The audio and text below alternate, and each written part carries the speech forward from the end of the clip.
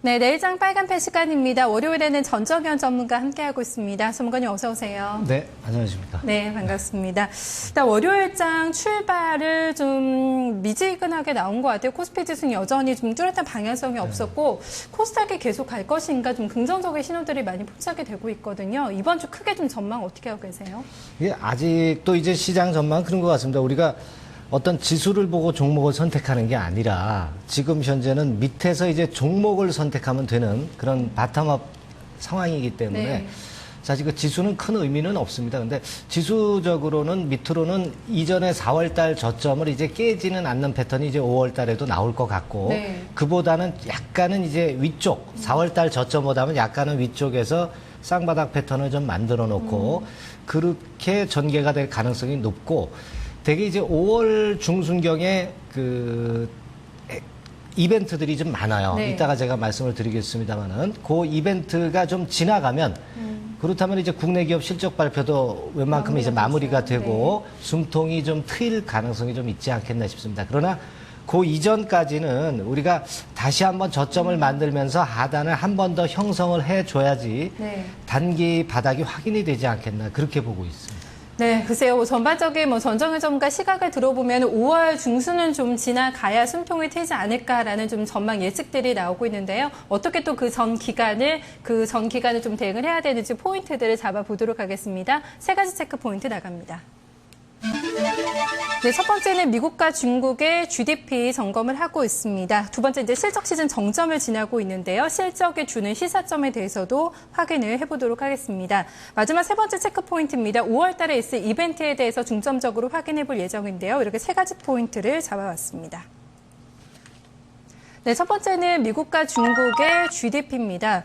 전문가는 일단 1분기에는 별로 안 좋았어요. 일단 기대에 충족을 시키지 못했는데 2분기에 대한 좀 기대감을 가지고 봐야 되는 건지 어떤 부분을 좀 확인해 봐야 될까요? 네, 그러게 말입니다. 그러면 1분기에 조금 이제 못 미쳤을 경우는 2분기에 좀 전망이 이제 좋아야 되는데 네. 실질적으로는 이제 아직까지는 그 시장 전반적으로 들어오는 예상은 2분기에 대한 전망이 미국이나 중국권에 대해서 약간은 좀 쉽지는 않습니다. 지금 네.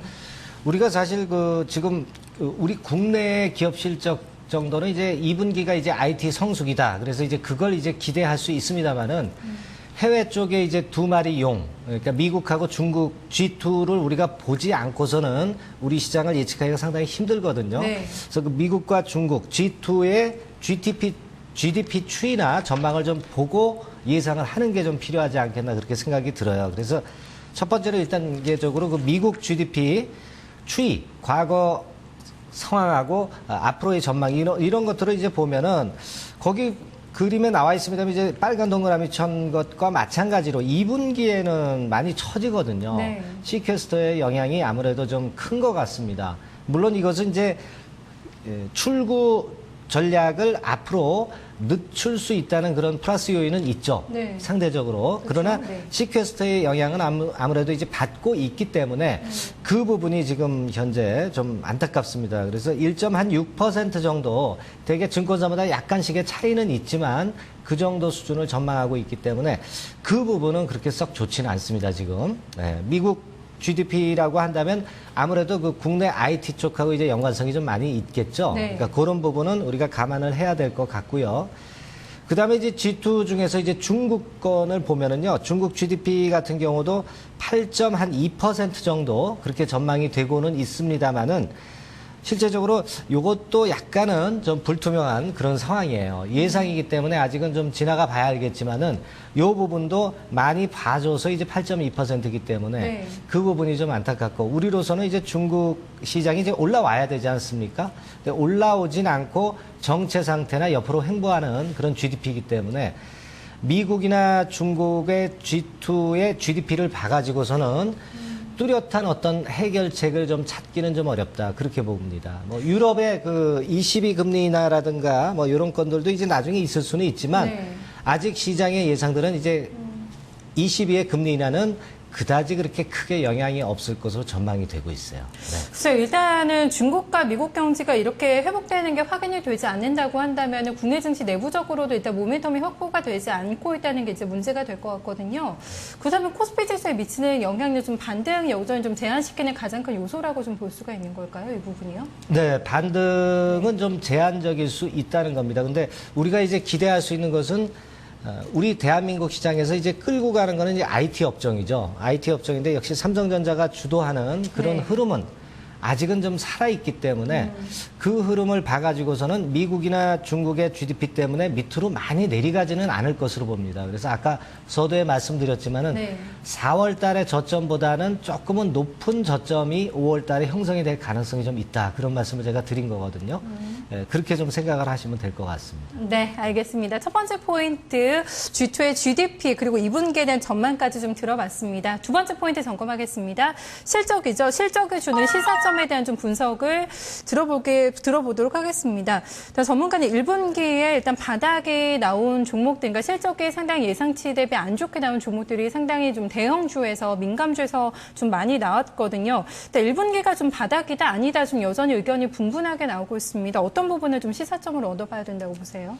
예, 그렇습니다. 이제 우리가 소재나 산업재 같은 경우는 펀더멘탈적인 측면으로 아주 어려웠죠. 그러면 지금 현재는 밸류에이션 측면에서 플러스 요인이 있기는 한데요. 네.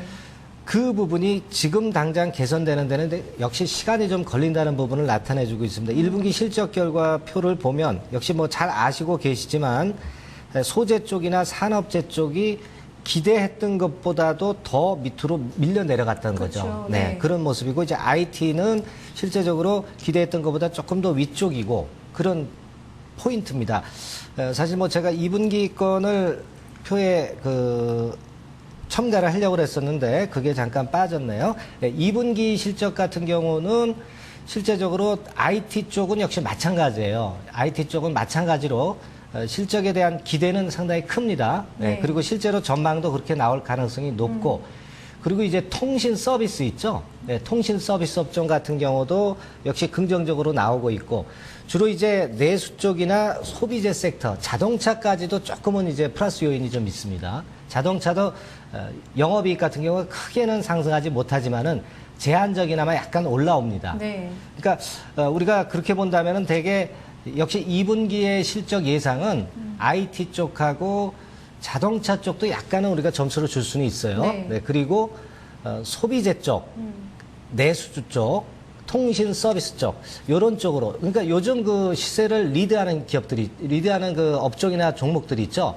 그런 쪽들이 역시 2분기에도 변함없이 상승 파동을 탈 가능성이 상당히 높습니다. 그래서 요런 건들을 본다면은 우리가 제가 이 말씀을 왜 드렸냐면은 2분기에는 역시 지금까지 되던 종목들이 된다는 거죠.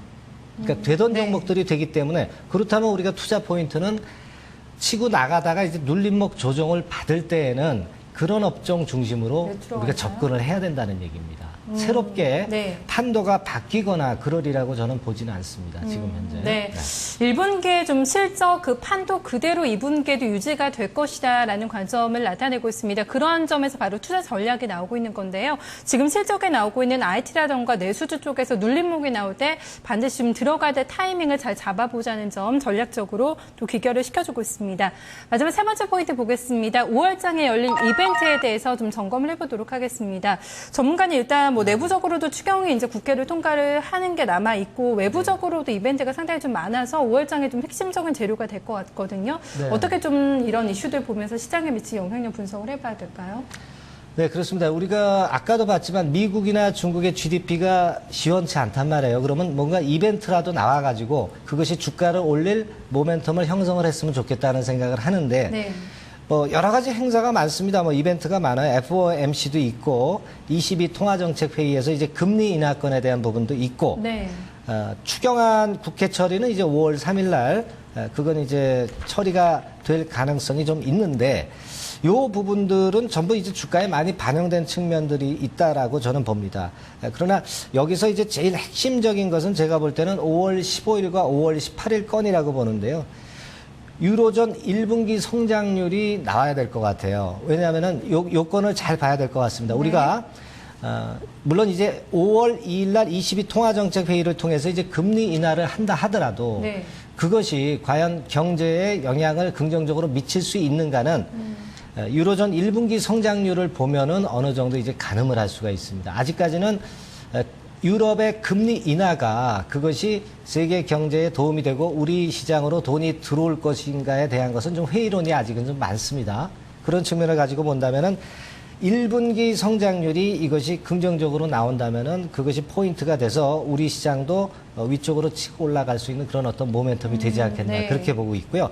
두 번째로는 뭐 미국 부채 한도 데드라인입니다. 5월 18일.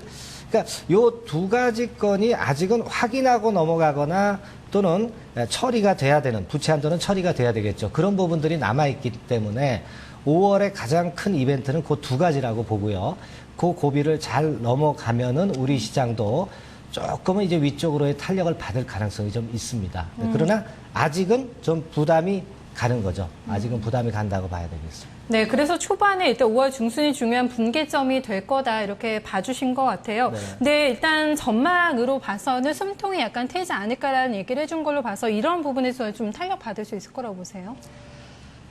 탄력을 받을 수 있을 가능성은 좀 있는데 왜냐하면은 우리가 실적 발표가 5월 초순경이면은 되게 대기업 같은 경우는 되게 나오죠. 대기업 같은 경우가 나오고 또 이제 IT 쪽의 2분기 성장이 이제 성수기이기 때문에 그런 네. 건들이 플러스 모멘텀으로 작용하면서 5월 15일, 18일이 지나가게 되면은 결국 이제 안도 랠리가 약간은 펼쳐질 가능성이 있죠. 그러나 큰 폭으로 급등을 한다. 이것은 제가 볼 때는 좀 어렵고요.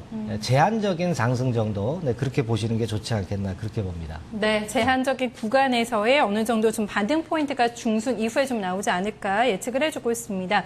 전략으로 이런 부분들 좀 확인해 보도록 하겠습니다. 전문가는 일단 실적 업종 위주로 해서 2분기까지 계속해서 좀 관심을 가져야 되는데 이렇게 포인트를 주셨거든요. 네. 그 안에서 좀 종목들이나 업종들을 선택하는 게 유리하지 않을까 싶어요. 어떤 업종 보세요? 자, 저는 이 시간을 통해서 대개 반도체 쪽을 계속 강조해 왔습니다. 오늘도 반도체 쪽이죠. 네, 오늘도 반도체 쪽입니다. IT 쪽에서 이제 그걸 이제 좁은 범위로 보면은 IT에도 여러 범주가 있습니다만은 네.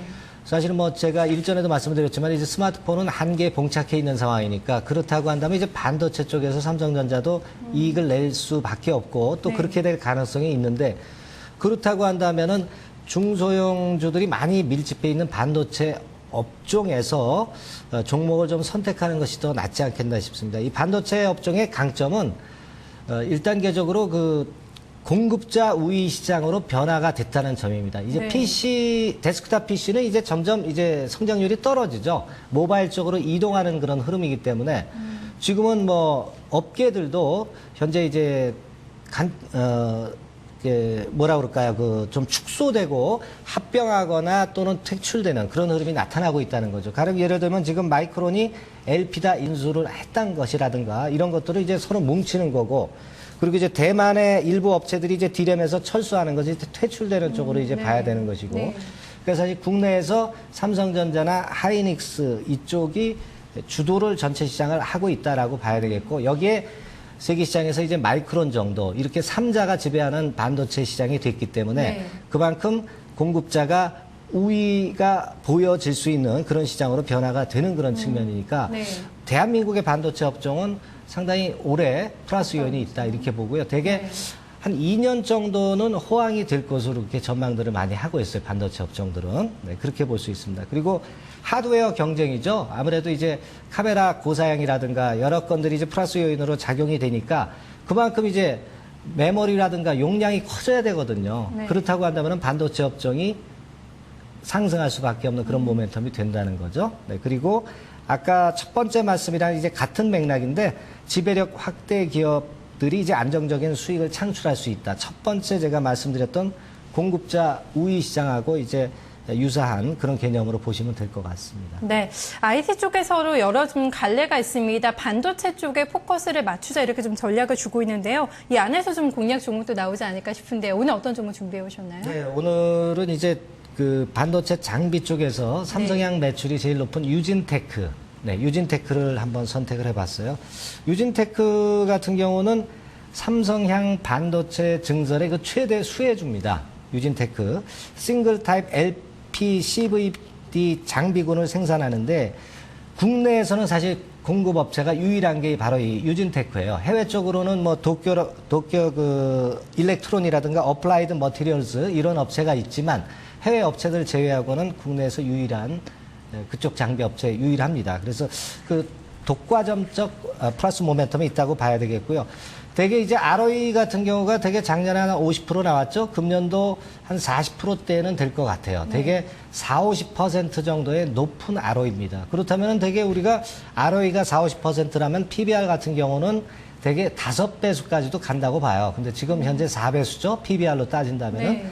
그런 측면에서도 그렇고 반도체 재료 사업 쪽으로 신규 사업을 진출한단 말이에요. 그래서 모멘텀이 있고 그런 측면이 이제 강점입니다. 그래서 제가 볼 때는 지금 그 금년도 EPS가 한 2,700원, 내년도가 한 3,300원 선 정도 나오는데 되게 PER 한 10배, 11배 정도 수준만 봐도 되게 3만 원 고지는 갈 수 있는 그런 종목이 아니냐 그렇게 보여집니다. 네. 글쎄요, 모멘텀을 받고 있습니다. 이번 주에 주가가 보니까 잘 올라왔어요. 이번 달 초반에 18,000원 정도 하던 주가가 23,000원을 바라보고 있는데요. 지금 정배열 구간인데 지난 금요일장에서도 급등이 나오고 오늘 추가 상승 나왔거든요. 네. 가격적으로 접근 어떻게 해볼까요? 예, 가격적으로는 뭐 매수가는 한 22,000원 선 정도 네, 그렇게 잡으시고요. 목표가는 아까 말씀드린 그 조금 길게 봐서 한 3만 원 밴드까지 좀 넉넉히 잡으시고요. 손절가 라인은 길게 보는 거니까 한 2만 원 선 정도로 좀 많이 낮춰서 잡아볼 필요가 있지 않나 그렇게 봅니다. 네, 알겠습니다. 유진테크 잘 체크해 보겠습니다. 오늘 말씀 고맙습니다. 네, 감사합니다. 네, 전정현 전문가와 함께 내일장 전략까지 세워봤습니다. 어닝 시즌도 이제 절반 정도가 지나가고 있습니다. 1분기 주요 기업들의 실적이 거의 다 이제 확인이 되고 있는 시점인데요. 추경이 이제 우리 국내 증시의 가장 큰 모멘텀이 되지 않을까 예측이 나오고 있습니다. 내일이죠. 이제 4월장 마무리 잘 짓고 또 5월장 준비를 해봐야 될 것 같습니다. 오늘 증권통 여기서 인사드리겠습니다. 고맙습니다.